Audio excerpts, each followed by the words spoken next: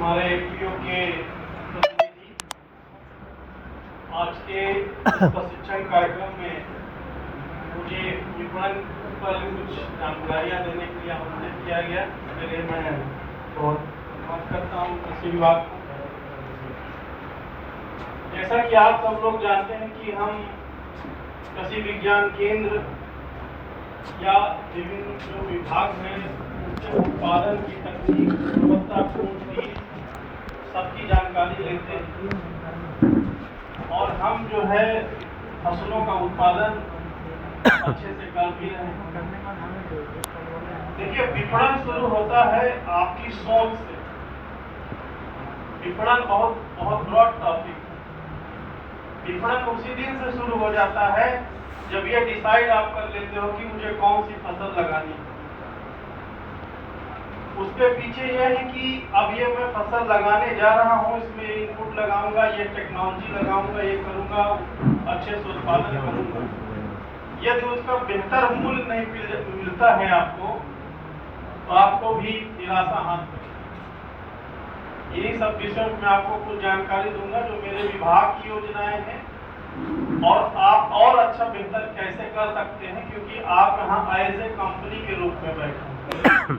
क्योंकि आप फार्मर नहीं, आप क्या है, प्रोड्यूसर कंपनी लिमिटेड। आपके ऊपर भी वैसे ही नियम कानून लगेंगे जैसे एक व्यापारी बैठा हुआ है, प्रोसेसर बैठा हुआ है, मंडी का व्यापारी बैठा हुआ है, जिसने भी ये कंपनी बनाई है। मेरे विभाग में 2-3 तरह की योजनाएं चल रही हैं, उनमें मैं पहले फोकस करूंगा आपको। पहला यह है कि आपके पास लाइसेंस है। हमारे विभाग में भी कुछ लाइसेंस हैं जो दिए जाते हैं। एक होता है सीधी खरीद का, कि आप जो है मंडी से 5 किलोमीटर दूर, जो प्रधान मंडी है उससे 5 किलोमीटर दूर कोई भी एक खरीद सेंटर आपके उससे आप घोषित करा सकते हैं, लाइसेंस ले सकते हैं हमारे विभाग। इसकी फीस 1000 रुपया है और इसका एक जो है बैंक गारंटी है वो 1 लाख रुपए की, और ये मिनिमम 1 साल के लिए मिल जाएगा, 2 साल के लिए भी मिल जाएगा, 3 साल के लिए। इसको निदेशक कृषि विपणन लखनऊ ही घोषित करते हैं, हमारे यहाँ से रिकमेंडेशन जाता है।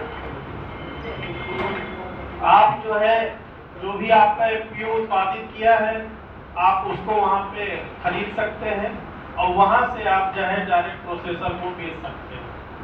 तो इसमें होगा ये कि जो बीज के दलाल है वो बाहर हो जाएंगे और जो प्रॉफिट बीज का जो मार्जिन दलाल ले लेता था वो आपके जुड़े हुए किसान को डायरेक्ट मिल जाएगा। तो विपणन का एक बहुत अच्छा सरकार ने सोचा है और ये लाइसेंस संचालित है हमारे यहाँ जिले में 2 लाइसेंस चल भी रहे हैं और दोनों में से एक एफपीओ का है और बाकी एक तो इंडिविजुअल है।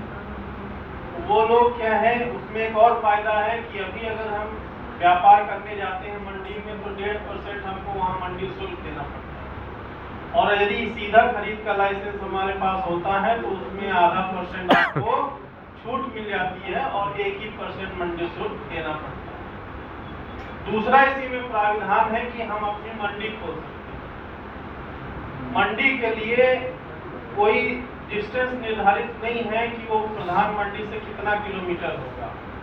जैसे यहाँ पे लोधीगंज में मंडी कौन देखा हुआ है, सब लोग शायद देखे होंगे। थोड़ा इंटरेक्शन करिए, आपने बहुत बढ़िया था।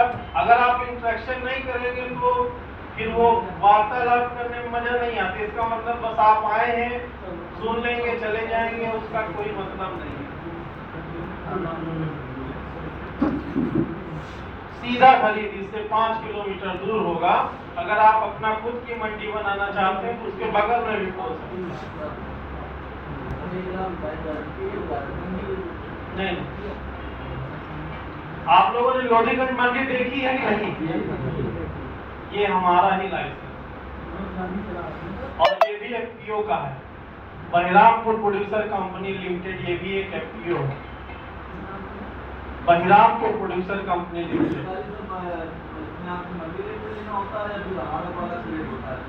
नहीं, वो तो जो आप तय करोगे रेट आपका होगा, वो कोई सरकारी रेट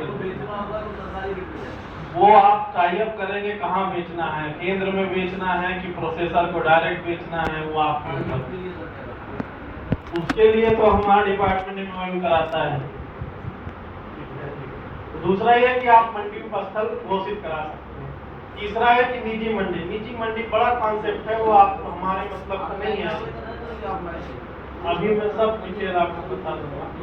निजी मंडी बड़ा कॉन्सेप्ट है, वो उसमें कुछ रिस्ट्रिक्शन है कि वो शहर से 5 किलोमीटर, नगर पालिका से 5 किलोमीटर मंडी पहले से बना के देनी होगी, उसकी न्यूनतम लागत 50 लाख रुपया होगी। वो बड़ा कॉन्सेप्ट है, वो आपके मतलब का नहीं है। दूसरा इसी में है कि हमारे विभाग में जो और चल रहा है, पम्पलेट बांटा है, मैंने देखा होगा, आप लोगों ने देखा। देखिए भारत सरकार जो है ये चाह रही है कि जो हमारा उत्पाद है, हम सरप्लस है, हमारे पास उत्पादन बहुत है, अब हम निर्यात के योग्य हैं। उनका सरकार का ये मानना है कि हम चीजों को अब ज्यादा से ज्यादा निर्यात करें जिनमें हम सरप्लस हैं।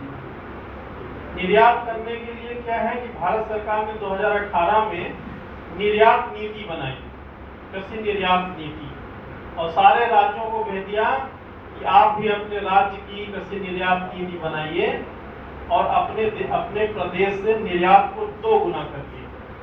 उससे होगा क्या कि एक तो यह है किसान को जो बाजार की जो मूल्य की एक अनिश्चितता बनी रहती है वो दूर होगी। भाई निर्यात जब खुलता है तो क्या होता है, प्राइस क्या होते हैं उस कमोडिटी के बढ़ जाते हैं। आज की डेट में अगर सरसों का निर्यात खुल जाए तो क्या होगा, आज जो 200 रुपया में अभी सरसों तेल मिल रहा है, फिर 400 रुपया पहुंच जाएगा। तो इस पर भी सरकार नियंत्रण रखती है कि हमारा देश तबाह ना हो पाए। इसीलिए उत्तर प्रदेश सरकार पहला ऐसा है राज्य था यहाँ जहाँ यूपी कृषि निर्यात नीति 2019 में बनाई। इसमें कॉन्सेप्ट ये है निर्यात में कि कोई भी एफपीओ या कृषक उत्पादक संगठन एक विकास खंड में 50 हेक्टेयर का क्लस्टर बनाती है जो कृषि जिनसे अपने यहाँ पे चयनित है। आप लोग सब लोग एफपीओ ग्रुप में जुड़े हैं, मैंने एक मैसेज डाला था उसमें, किसने किसने देखा है? नहीं देखा? हाँ, कुछ लोगों ने देखा है शायद।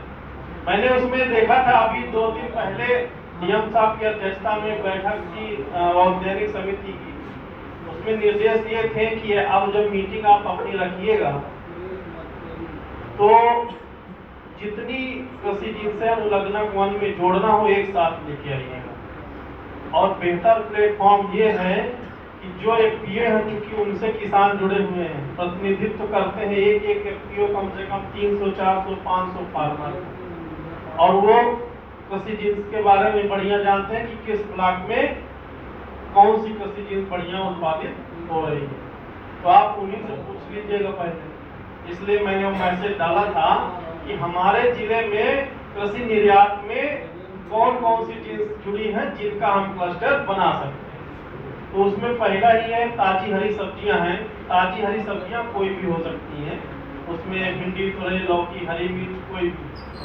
उसके अलावा अभी आलू रिसेंटली पिछली बैठक में हमने जुड़वाया था। उसके अलावा आंवला है, आंवला यहाँ पे अब सर्वाइव नहीं कर पा रहा है। केला है, केला का क्लस्टर हमने बना लिया है। और देखिए ये सेंट्रल सेक्टर का एफपीओ है जिसने कृषि निर्यात नीति के लिए क्लस्टर बनाया है। बाकी जो सेल्फ मोटिवेटेड हैं या राज्य सरकार वाले हैं, कोई एफपीओ आगे नहीं है। इससे हमको पता लगता है कि हाँ आप लोग कितना गंभीर है इसके प्रति। और हम प्रयास कर रहे हैं केला एक्सपोर्ट करने के लिए। बहुत सारे एक्सपोर्टरों से बात हो रही है। थोड़ा से चैलेंजेस ये हैं कि यहाँ का जो यहाँ आस-पास पैकेजिंग नहीं है, क्योंकि केला 13 किलो के डिब्बा में पैक होता है और एक दूध का घोल होता है, उसमें 6-6 का पीस बनाया जाता है। और वो बनारस में या लखनऊ में है पैक हाउस, तो एक्सपोर्टर को दिक्कत हो रही है उसको पैक करने के लिए। लेकिन इसको भी सॉर्ट आउट जल्दी ही किया जाएगा और केला हम जरूर एक्सपोर्ट करा देंगे। दूसरे एक और एफपीओ बैठे हैं यहाँ, वो भी सेंट्रल सेक्टर से हैं। उन्होंने सब्जियों को दिया था बहुआ ब्लॉक में, लेकिन दिक्कत ये थी कि हम गर्मी में आवेदन लिए और उस समय उतना हमको सब्जी फील्ड पे सत्यापन में नहीं मिल पाई। खैर कोई बात नहीं, हमने प्लान किया है उस क्लस्टर को रबी सीजन की सब्जियों में जरूर बनाने की। और अभी रिसेंटली हमारे बगल के ही जिला से कौशाम्बी से दो कंटेनर मिक्स सब्जियों का निर्यात दुबई को हुआ। अब हम लोग इसको गहराई से सोचो, किसी उस व्यक्ति ने नहीं किया, एफपीओ ने ही किया है। तो आप लोग अपनी सोच को बदलिए कि हम क्यों नहीं कर सकते। हमारा विभाग खड़ा है आपके साथ में। अभी 25 से 29 सितंबर को ग्रेटर नोएडा में अंतरराष्ट्रीय जो है मेला लग रहा है, वो है निर्यातक और उत्पादकों के बीच का। आप लोग वहाँ फ्री है, मतलब जाना आप जा सकते हैं, वहाँ कभी घूम के आइए, देख के आइए। 80 देशों के लेने मतलब जो आयातक है वो आते हैं उसमें, और लोगों को बड़ा बड़ा ऑर्डर मिलता है। कभी सोचा आप लोग यहाँ से बाहर निकलने? देखिए सरकार जितना आपको मदद कर रही है, इतना अगर मदद किसी अड़तिया को कर देना तो वो चांद में पहुंच जाता व्यापार लेके। मेरी बात सही है? थोड़ा रिस्पांस करो यार, आप लोग सही कह रहा हूँ। और आप ऐसे कंपनी के प्रतिनिधि बैठे हैं और दिमाग बस यही है कि यहाँ से फॉर्म मशीनरी ले ले, यहाँ से बीज शोधन ले ले, बढ़िया एक गाड़ी ले ले। जैसे भी भुवन जी की बात हो रही थी कि हमें अब ज्ञान विज्ञान ध्यान की कोई जरूरत नहीं, हम बस मस्त। मैं भी इसी जिले का हूँ और मेरी एक ख्वाहिश है, तमन्ना है कि आप कंपनी, आप फार्मर का प्रतिनिधित्व कर रहे हैं, समझ रहे हैं।